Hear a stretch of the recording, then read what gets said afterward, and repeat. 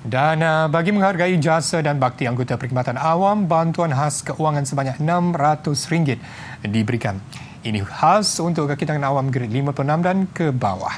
Manakala bagi pesar kerajaan dan veteran tidak berpencen, mereka akan menerima bantuan khas keuangan berjumlah RM300 seorang. Kedua-dua bantuan akan dibayar awal tahun depan. Sejak dilantik sebagai menteri hampir 8 bulan yang lalu dan datangnya saya daripada sektor korporat, mata saya terbuka kepada betapa komitednya dan teguh setianya penjawat awam dalam menjalankan amanah yang diberi. Tanpa mengenal penat lelah, mereka telah berkhidmat melangkaui ekspektasi and rose beyond the call of duty untuk melindungi rakyat, menyokong perniagaan dan memperkukuh ekonomi. Tambahnya, bagi menambah baik kemudahan anggota Perkhidmatan Awam, beberapa inisiatif akan dilaksanakan. Antaranya menaikkan kadar allowance RM6 kepada RM8 satu jam untuk lebih 1,900 pegawai bomba bantuan. Juga memperkenalkan skim perlindungan kemalangan diri percuma sehingga RM100,000 kepada peminjam baru Lembaga Pembiayaan Perumahan Sektor Awam bagi tahun 2021 dan 2022.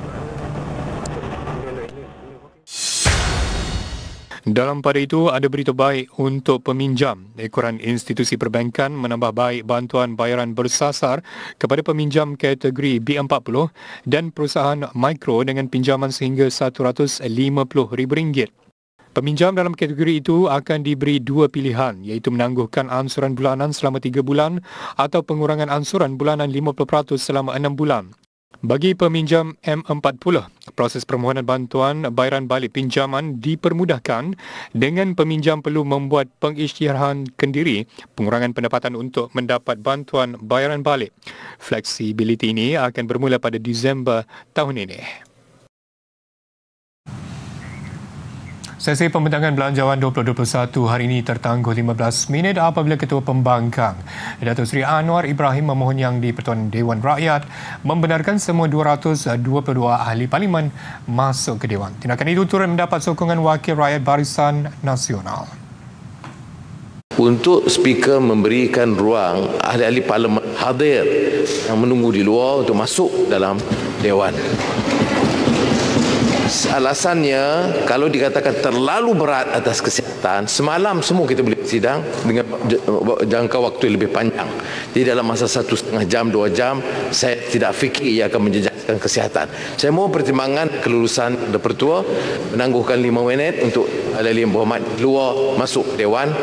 Yang Pertua, saya rasa ini cadangan yang paling baik dan saya sokong sebab rakan-rakan saya di sana memikirkan pembentangan bajet ini amat penting bagi kita ahli wakil rakyat mendengar secara berteliti.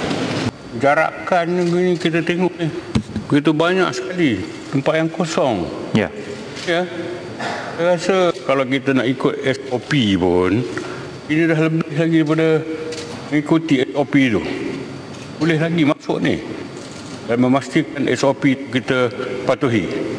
Jadi saya sokonglah kalau boleh kita nakkan lagi mereka yang di luar sana untuk masuk dan pasti penjarakan itu cukup.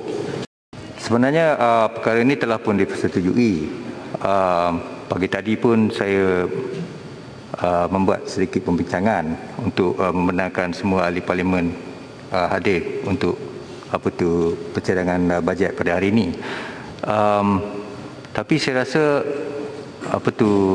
perkara ini telah dibincangkan dan diperhalusi oleh semua chief whip dan telah dipersetujui. Malah kita telah pun membuat pemasyuran, maka saya rasa perlulah kita mengikuti. Bagaimanapun, beliau akhirnya membenarkan semua ahli parlimen memasuki Dewan sambil menegaskan akan mematuhi keputusan asal secara ketat yang dibuat secara konsensus bermula Isnin ini. Sebelum ini, pembentangan belanjawan 2021 buat pertama kalinya hanya membenarkan 80 ahli parlimen sahaja dalam Dewan Rakyat bagi mengekang penularan COVID-19.